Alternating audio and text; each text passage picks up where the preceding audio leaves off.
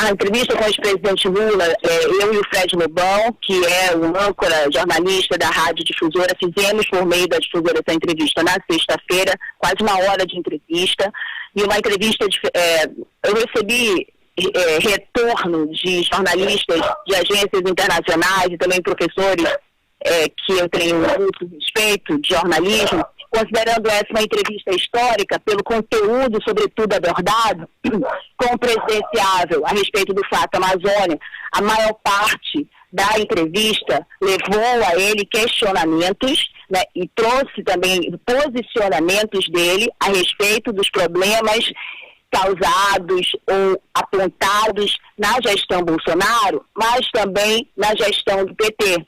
Isso foi algo diferenciado desta entrevista e nós podemos tirar e ouvir do ex-presidente Lula o que ele pensa, alguns posicionamentos sobre questões gravíssimas, importantíssimas a respeito da Amazônia, como demarcação em terra indígena, garimpo, não só em terra indígena, mas também na Amazônia, BR-319 e o que significa Belo Monte em função dos danos sociais e ambientais provocados, das ações judiciais, de tudo o que acontece naquela região, como também as duas hidrelétricas aqui, Santo Antônio e Girau, que tem uma repercussão direta no Amazonas.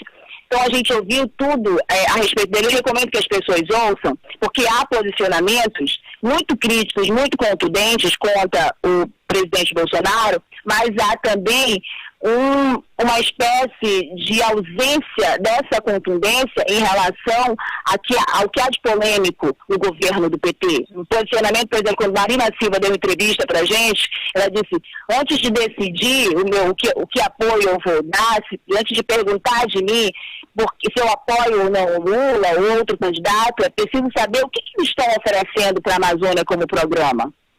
Ela tem uma agenda ambiental, uma agenda de respeito aos direitos dos povos indígenas e também aos extrativistas, aos ribeirinhos, é uma Amazônia. O que eles estão oferecendo? Se oferecer novamente Belo Monte, não dá. E aí, na entrevista, o Lula diz que faria novamente Belo Monte. E quando a gente pergunta sobre os danos, ele diz que não conhece, porque ele saiu há muitos anos da presidência da República. Ele deu respostas muito polêmicas para a exigência dessa agenda hoje internacional. Polêmicas, para dizer o mínimo, né? Houve respostas que realmente não agradam, que não condizem com o grau da crítica levantado hoje ao presidente Bolsonaro. Esse é um detalhe. O que mais repercutiu no Brasil e em Manaus foram outras questões que não essa. Isso é um dado interessantíssimo, porque o que se tratou sobre a Amazônia, como eu falei, é algo de muita importância e gravidade, mas essas questões só viram pauta nacional e local quando há aquela onda inversa, quando está na mídia internacional, pauta mídia nacional e depois a local. O que repercutiu na nacional e na local foi a declaração dele em relação à prisão do ex-ministro da Educação de Bolsonaro, de ser contra a prisão de Milton Ribeiro, de qualquer outra pessoa, sem que haja ainda uma investigação mais aprofundada a respeito. E ele se declarou, disse que a Zona Franca é intocável, né? Tudo que o presidente Bolsonaro fez contra a Zona Franca, ele jamais fará, reverterá e vai valorizar a geração de empregos deste modelo econômico aqui no estado do Amazonas. Inclusive, acho que foi essa uma pergunta do Fred Lobão, né? Em meio à questão de discussão da reforma tributária, que, caso ele vença, deve ser uma pauta do próximo governo. Tem boas propostas aí, né? Tem propostas convincentes, né, para os amazonenses, né, Rosiane? Olha só, sobre a Amazônia eu não senti, eu não consigo tirar esse tipo de conclusão da entrevista. Há uma crítica e há um posicionamento em relação ao que trata a FUNAI, né, toda a questão que envolve o Bruno Pereira, e ela é importante, esse posicionamento não só dele, mas de todos os presidenciáveis. É importante exigir também do próprio presidente Bolsonaro isso, mas é difícil esperar, porque diante de tudo que está acontecendo, Marcelo Xavier continua na presidência da FUNAI. Então é difícil imaginar que haja um compromisso diante de tudo que está acontecendo. Porém, nas questões polêmicas, eu não considero que o ex-presidente Lula foi convincente nessa agenda, na minha opinião, na minha visão. Nós temos uma série de promessas recorrentes, né?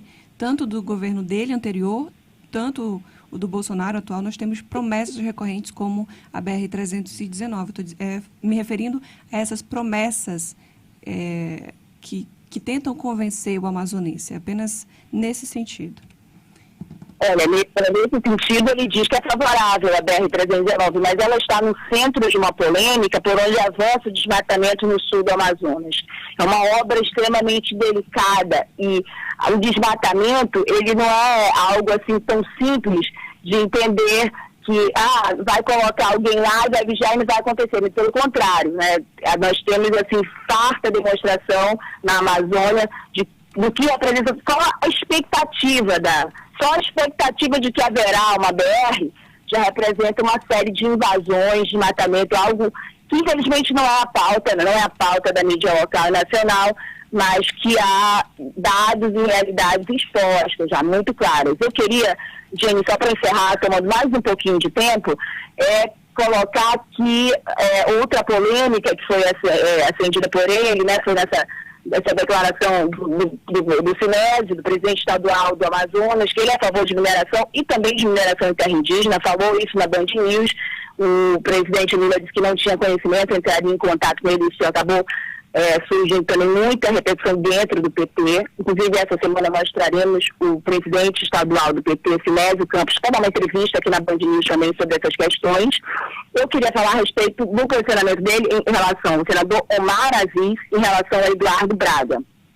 A Fred Lobão perguntou qual seria o espaço que Omar Aziz teria no eventual futuro governo do Lula. E aí o Lula trouxe a resposta para o período da eleição e disse que se o Omar for candidato, terá o apoio dele, e repetiu a importância do Omar na segunda pergunta dessa questão da eleição que eu fiz sobre o palanque, se Eduardo Braga será o palanque. Ele disse, olha, isso é uma questão que vai ser decidida nacionalmente.